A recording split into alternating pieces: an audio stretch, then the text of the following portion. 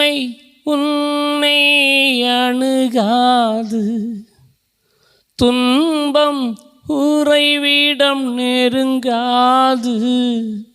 தீமை உன்னை அணுகாது, துன்பம் உறைவிடம் நெருங்காது. செல்லும் இடமெல்லாம் தூதர்கள் காத்து கொள்வார், தூதர்கள் காத்து கொள்வார், தூதர்கள் காத்து கொள்வார். உன்னை தூதர்கள் காத்து கொள்வார். கலங்காடே மகனே, கலங்காதே மகளே, கலங்காடே மகனே, கலங்காடே மகளே. கண்மலையாம் கிறிஸ்து கைவிடவே மாட்டான், கைவிடவே மாட்டான், கைவிடவே மாட்டான். உன்னை கைவிடவே மாட்டான். கலங்காடே மகனே, கலங்காதே மகளே, கலங்காடே மகனே, கலங்காடே மகளே. கண்மலையாம் கிறிஸ்து கைவிடவே மாட்டான், கைவிடவே மாட்டான், கைவிடவே மாட்டான். உன்னை கைவிடவே மாட்டான், உன்னை கைவிடவே மாட்டான்.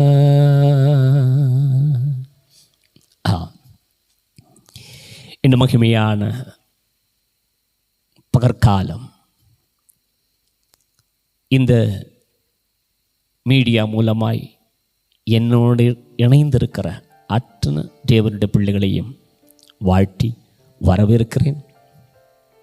நீங்கள் சமாதானமுள்ளவர்களாய் இருக்க வேண்டும், நீங்கள் சந்தோஷமுடையவர்களாய் இருக்க வேண்டும், நீங்கள் விடுவிக்கப்பட்டவர்களாய், குணமாக்கப்பட்டவர்களாய், ஆசீர்வதிக்கப்பட்டவர்களாய் இருக்க வேண்டும் என்று மனதார உங்களை வாழ்த்தி ஆசீர்வதிக்கிறேன்.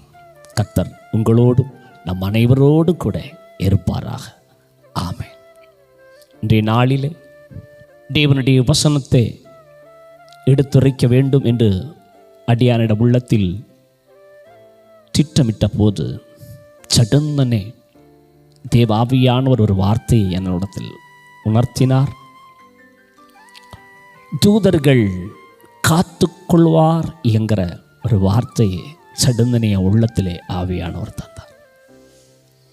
இன்றைய காலம் அநேகமான வேதனைகளில், வருத்தங்களில், சஞ்சலங்களில், கவலைகளில், பாரங்களில், எண்ணற்ற துயரங்களில் தேவஜனங்கள் ஆயிருக்கிறதையும், தேவனை தேடுகிற மக்கள் ஆயிருக்கிறதையும் கண்டுகொள்ள கூடுகிறது. இப்படிப்பட்ட சூழ்நிலையில் இவ்விதமான வேதனைகளில் தவிக்கிற அநேக மக்களுடைய வாழ்க்கையில் ஆறுதல் இல்லாமல், விடுதலை இல்லாமல், மனசலிப்பும் சோர்வும் வியாகுலமும் வேதனைகளும் நிறைந்தவர்களாய் எங்கு போனால் ஒரு ஆறுதல் கிடைக்கும் என்று ஏங்கி தவிக்கிற அநேக மக்களை அடியான் கண்களுக்கு முன்பாக நிறுத்தி கொண்டு இந்த வார்த்தைகளை உங்களுக்கு பகிர்ந்தளிக்கிறேன். கர்த்தருடைய வல்லமை இந்த செய்தியினால் உங்களை தொட வேண்டும். நீங்கள் இந்த செய்தியை கேட்ட முடியும் போது உங்கள் உள்ளத்தில் ஒரு நிச்சயம் வரும், தைரியம் உண்டாகும். நிச்சயமும் தைரியமும் தேவன் மேலுள்ள பற்றுதலும் விசுவாசமும் உண்டாவதற்காகவே இந்த வார்த்தையை உங்களுக்கு எடுத்து உரைக்கிறேன். தூதர்கள் காத்துக்கொள்வார். இன்றைய உலகம் தேவனை தேடுகிற பக்கட்டுகளில் ஆர்வமற்று தேடும் மனமற்று ஓடிக்கொண்டிருக்கிறது. அப்படிப்பட்ட இந்த காலத்தில் சற்றாகிலும் தேவனை மனதார தேடிக்கொண்டு என்னுடைய பிரச்சனைகளுக்கு, என்னுடைய தேவைகளுக்கு, என்னை ஆட்கொண்டிருக்கிற எல்லாவிட நெருக்கடிகளுக்கு என் தேவன் என்னை நீங்களாக்குவாரா என்று கிருதயத்தில் ஏங்கி தவிக்கிற தேவ பிள்ளையே, உன்னோடு தான் இந்த வார்த்தையை ஆவியானவர் சொல்லுகிறார். ஆம் தேவ பிள்ளையே, உன் ஜெப ஜீவியத்தில் நீ ஆண்டவருடைய சமூகத்துக்கு ஓடி வந்திருக்கிறீர்கள். ஆனாலும் கிருதயத்தில் ஒரு தேறுதல் இல்லை, கிருதயத்தில் ஒரு ஆறுதல் இல்லை. நம்பிக்கை வரத்தக்கதாய், தேவன் மேலே தைரியம் கொள்ளத்தக்கதாய் வாழ்க்கையில் ஒன்றும் கிடைக்கலன்னு வேதனையோடு இருக்கிற தேவ பிள்ளையே, உன்னை தேற்ற நிச்சயமாய் தேவன் தம்முடைய தூதனை அனுப்புவார். வேத வசனத்தில் லூக்கா சுவிசேஷம் அதனுடைய 22ஆம் அதிகாரத்தில் நாம் 44, 45 வசனங்களை வாசிக்கும்போது இப்படி எழுதப்பட்டிருக்கிறது. அவர் மிகவும் வியாகுலப்பட்டு அதிக ஊக்கத்தோடு ஜெபம் பண்ணினார். அவருடைய வேர்வை இரத்தத்தின் பெருந்துளிகளாய் தரையிலே விழுந்தது. இந்த அனுபவம் அவருடைய வாழ்க்கையில் நடந்தேறும் போது ஒரு அதிசயம் அங்கே நடந்திருக்கிறதே 43வது வசனம் நமக்கு சுட்டி காட்டுகிறது. அப்பொழுது வானத்தில் இருந்து ஒரு தூதன் தோன்றி அவரை பலப்படுத்தினான். ஆம் தேவ பிள்ளை, தன்னுடைய மரண நேரம் நெருங்கி விட்டது. கோர சிலுவையில், ஒரு சாப மரத்தில் தன்னுடைய மரண நேரம் நெருங்கி வந்திருக்கிறது என்று இயேசுவானவர் கண்டபோது, மனுஷனாய் பிறந்திருக்கிற எந்த ஒரு மனுஷனும் தாங்கொண்ணாத துயரமாய், வேதனையாய், இது மனுஷனாய் தன்னால் ஏற்றுக்கொள்ள முடியாத ஒரு பயங்கரமான நிந்தையாய், பரிகாசமாய், சாபமாய் அது காணப்படுகிறபடியால் மனுஷ சரீரத்தில் இருந்த கிருதயம் நொறுங்கி ஜெபித்த இயேசு கிறிஸ்துவே, இரத்தமே வியர்வையாய் சிந்தத்தக்கதாய் அவர் போராடி ஜெபித்த அந்த ஜெபத்தை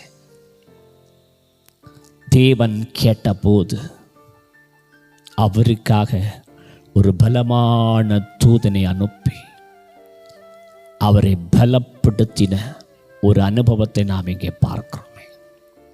இந்த பகற்காலம் தேவனுடைய சத்தத்தை கேட்டுக்கொண்டிருக்கிற தேவ பிள்ளையே, நீயாயிருக்கிற சூழ்நிலை எப்படிப்பட்ட வேதனையில், எப்படிப்பட்ட நெருக்கத்தில், எவ்வளவாய் ஒடுங்கி, எவ்வளவாய் குறைபட்டு, குடும்ப ஜீவியத்திலே அஸ்வாரஸ்யங்களால் கிருதயம் மிகவும் நுறங்கி கதறிக்கொண்டிருக்கிற தேவ பிள்ளை, பல நேரங்களில் மனம் அடிஞ்சும் சோர்ந்தும் நான் ஏன் இப்படி வாழ வேண்டும், எனக்கு உதவிச்சு யாரும் இல்லையே, எனக்கு கை கொடுக்க யாரும் இல்லையே என்று வேதனையோடு தவிக்கிற பிள்ளை, வாழ்க்கையில் வந்திருக்கிற பாடுகள் தேவன் அனுமதித்து வந்திருக்கிற பாடுகள் தான். தேவனால் அனுமதித்து வந்திருக்கிற பாடுகள் தான்.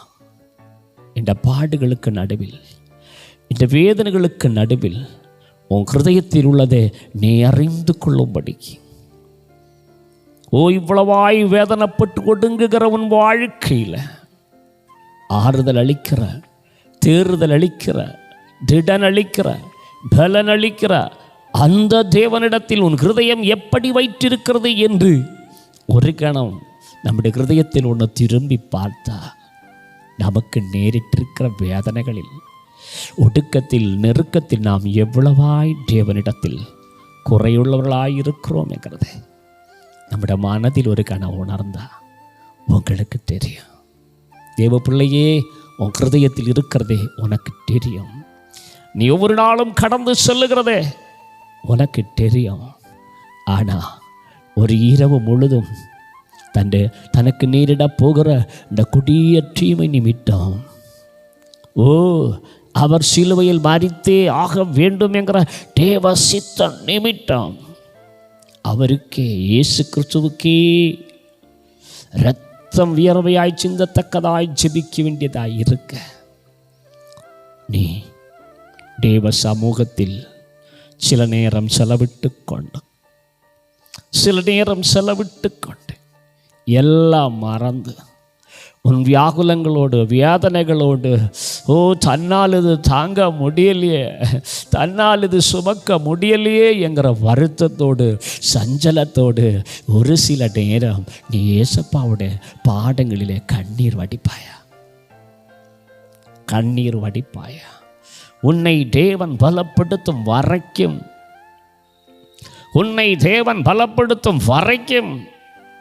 அவருடைய சமூகத்தில் நீ கண்ணீரோடு சில நேரம் இருப்பாயா. நீ கண்ணீரோடு இருக்கும்போது இதுவரையும் இந்த ஒடுக்கத்தின் நடுவில், நெருக்கத்தின் நடுவில், தாங்கொண்ணா துயரத்தின் நடுவில் ஒரு சில தப்புகள் நம்ம செய்திருக்கிறத உணரணும். காரணம், ஒருவேளை பிள்ளைகள் என்று சொல்லி பிள்ளைகளை பழித்ததும், பிள்ளைகளை சபித்ததும், ஒருவேளை புருஷன் என்று சொல்லி புருஷன் மேலே பழி சாட்டி, குறை சொல்லி, குற்றம் சாட்டி, பலவிதமாய் அவருடைய ஹிருதயம் காயப்படும் வண்ணமாய் பேசின அனுபவங்கள், ஒருவேளை மனைவி என்று சொல்லி மனைவியை பழிச்சாட்டி, குற்றம் சாட்டி, ஹிருதயம் நொறுங்கி போகத்தக்கதாய் மனைவியை துக்கப்படுத்தியிருக்கிற அனுபவங்கள், இதற்கும் மேலாய் தான் இருக்கிற நெருக்கத்தின் வேளையில் தேவனும் கூட என்னை கைவிட்டு விட்டாரோ என்று சொல்லி மனம் பேதலித்தோம். ஹல்லேலூயா. பல நேரங்களில் அவரை முறுமுறுத்த, குறை சொன்ன, குற்றம் சாட்டின, கர்த்தர் எனக்கு இன்னும் ஒரு வழியும் திறக்காம, ஒரு காரியமும் செய்யாம, நான் ஆராதிக்கிற என் தேவன் எனக்கு தூரமாயிருக்கிறாயே என்ற நீ சொன்ன வார்த்தைகள் எல்லாம் ஒரு கணம் நினைத்து பார்த்து இந்த குறைகளை எல்லாம் தேவனிடத்தில் அறிக்கையிட்ட, சில நேரங்களில் நம்முடைய தாங்குணா துயரத்துக்கு நாம் கீழ்ப்படிய வேண்டிய தேவ சித்தம் என்னது என்பதை நாம் நன்றாக அறிந்திருந்தும், இவைகளுக்கு நாம் கீழ்ப்படிந்தே ஆக வேண்டும் என்பதை நன்றாக உணர்ந்திருந்தும் புரிந்திருந்தும் அதற்கு செவி கொடாமலும் கீழ்ப்படியாமலே இருந்து அவரை துக்கப்படுத்தின, அவரை கோபமூட்டின, அவரை எரிச்சலூட்டின, அவருடைய வருத்தப்படுத்தின அத்தனை வேதனையான அனுபவங்களும் ஆண்டவர்கிட்ட அறிக்கையிட்டான். தேவ பிள்ளையே, இன்றைக்கு உலகத்தில் இருக்கிற மகாபெரிய பாவம், எல்லா மனுஷரிலும் இருக்கிற பாவம் ஒன்று தான், கீழ்ப்படியாமை என்கிறது தான் பாவம். இந்த கீழ்ப்படியாமை என்கிறது இந்த வேத புஸ்தகம் நமக்கு அருளப்பட்டும் தேவனுடைய ஆவியினால் உணர்த்தப்பட்டும் நாம் கீழ்ப்படியாமல் இருக்கிற பாவத்தினால தான் தேவன் நமக்கு செவி கொடுக்க இயலாமல் இருக்கிறார். ஒரு சிலருடைய பாவங்கள் ஹல்லேலூயா மிக மிக தேவன் வருந்துகிற, துக்கப்படுத்துகிற பாவமாய் இருக்கிறது. சங்கீதக்காரன் 119:1 சொல்லியிருக்கிறார், கர்த்தருடைய வேதத்தின் படி நடக்கிற உத்தம மார்க்கத்தார் பாக்கியவான்கள். கர்த்தருடைய வேதத்தின் படி நடக்க நாம் எந்தெந்த காரியங்களை தவறி இருக்கிறோமோ, எந்தெந்த காரியங்களை விட்டு இன்னும் ஹிருதயத்தை தேவனுடைய வசனத்தில் நிலவரப்படுத்தாமல் இருக்கிறோமோ, அதையெல்லாம் ஒரு கணம் சீர்படுத்த உன் ஹிருதயத்தையும் ஆத்துமாவையும் ஆலலிய கர்த்தரிடத்தில் செலுத்தி அவரிடத்தில் ஒப்பு கொடுத்து கீழ்ப்படிய வேண்டும் என்று தெரிந்திருந்தும் நாம் கீழ்ப்படியாமல் இருக்கிறது தான் பாவமும் மீறுதலும். அந்த கீழ்ப்படியாமையை போக்கும்படி வானலோகத்தை விட்டு இறங்கி வந்த கிறிஸ்துவானவர் மனுக்குலத்தின் பாவத்தை போக்கும்படி அவர் கோர சிலுவையில் தன்னை கடைசி சொட்டு இரத்தமும் சிந்தி மரண பர்யந்தம் கீழ்ப்படிந்தவராகி தாழ்த்தினார். ஆதலால் தேவன் எல்லாவற்றுக்கும் மேலாக அவரை உயர்த்தினார்.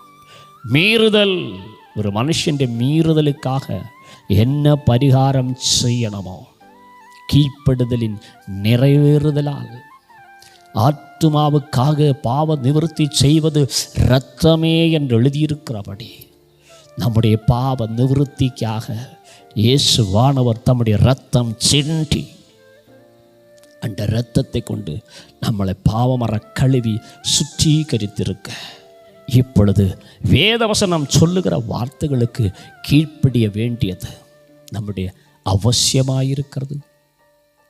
அது நம்முடைய கடமையாயிருக்கிறது. சலோமோனுடைய பிரசங்கியின் புஸ்தகம் 12ஆம் அதிகாரம் கடைசி வசனத்தை வாசிக்கும் போது இப்படி சொல்லியிருக்கிறது, காரியத்தின் கடைத்தொகையை கவனிப்போமாக, தேவனுக்கு பயந்து அவருடைய கற்பனைகளை கைக்கொள், எல்லா மனுஷர் மேலும் விழுந்த கடமை இதுவே என்று சொல்லியிருக்கிறார். ஆம், கர்த்தருடைய கற்பனைகளை கைக்கொள்வதற்கு நீ மனப்பூர்வமாய் உன்னை ஒப்பு கொடுப்பாயா? உன்னை நீங்கள் பாவத்துக்கு அடிமைகளாக இருந்தோம், இப்பொழுது உங்களுக்கு ஒப்புவிக்கப்பட்ட உபதேச சட்டத்திற்கு மனப்பூர்வமாய் கீழ்ப்படிந்ததினாலே தேவனுக்கு ஸ்தோத்திரம். நீங்கள் பாவத்தின் என்று விடுதலையாக்கப்பட்டு நீதிக்கு அடிமைகளானீர்கள் என்று வேதம் சொல்லுகிறது. ரோமா சுவிசேஷம் 6ஆம் அதிகாரம் அதனுடைய 16-17 வாசிக்கும் போது, பாவத்திலிருந்து எப்பொழுது உனக்கு விடுதலை? இப்பொழுது உங்களுக்கு ஒப்புவிக்கப்பட்ட உபதேச சட்டத்திற்கு மனப்பூர்வமாய் கீழ்ப்படிந்ததினாலே. உங்களிடத்தில் ஒப்புவிக்கப்பட்ட உபதேச சட்டத்திற்கு நீங்கள் மனப்பூர்வமாய் கீழ்ப்படியும் போதுதான் பாவத்தினின்று விடுதலை.